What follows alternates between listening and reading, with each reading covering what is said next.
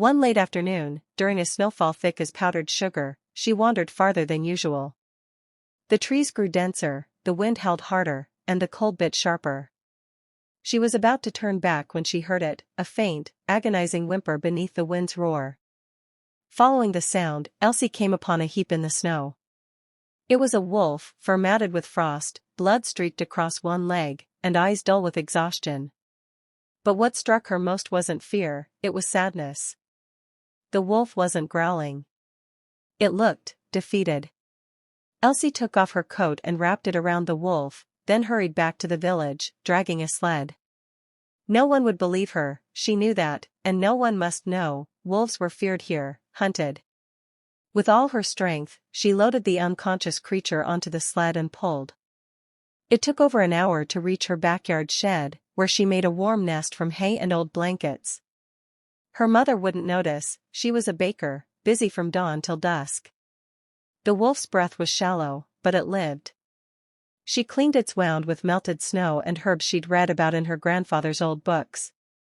Every day after school, she'd sneak food and supplies. And little by little, the wolf began to recover. Elsie named him Kale. He never growled, never bared teeth. In time, he stood again, limping on 3 legs, eyes bright and intelligent. There was a strange peace between them.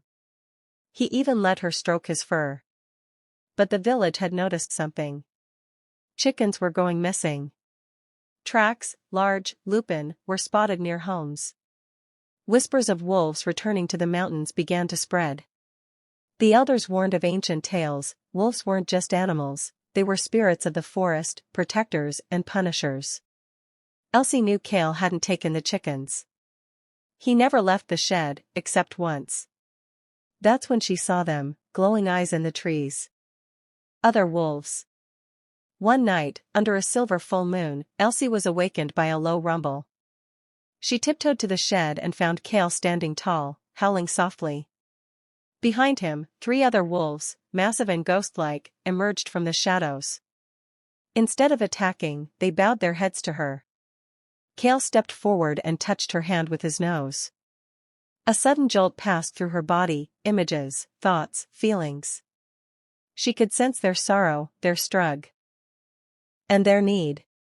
Kale wasn't an ordinary wolf, he was the guardian of his pack, cursed by an ancient spell to take on the pain of all his kin.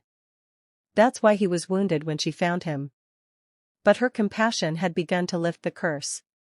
She had unknowingly entered into an ancient pact of healing. Days later, the village woke to chaos. A terrible blizzard struck, one that seemed unnatural. Trees snapped, roofs cracked, and people fled. Elsie ran to the forest, sensing something was wrong. She found Kale and the wolves facing off against a shadowy beast, a creature of ice and rage, an ancient spirit awakened by the villagers' fear and hatred. It was the Stormcaller, a myth the elders dismissed. Elsie didn't run. She stepped between Kale and the monster, yelling, "He's not the enemy." The Stormcaller reared, ready to strike, but Kale leapt in front of her. The beast's ice claws struck him, but instead of falling, Kale glowed, his body pulsed with a golden light. The pact was complete. Elsie's kindness had broken the curse. The wolves, now glowing as well, rose together, forming a barrier of warmth and light that melted the storm itself. When the storm faded, the village awoke to sunlight and silence. Elsie returned, frostbitten but alive, with Kale by her side, now strong and regal. At first, the villagers were afraid. But when they saw the wolves keeping to the trees, protecting the village borders, watching silently, they began to understand. Elsie told them the truth, about the wolves, the pact, and how kindness was more powerful than fear. Over time, the village stopped hunting, and the forest healed. Kale still came to visit her, always just beyond the tree-line. And sometimes, when the wind blew just right, she could hear a howl that sounded almost like a thank you. Let me know if you want this as a script or illustrated story version too.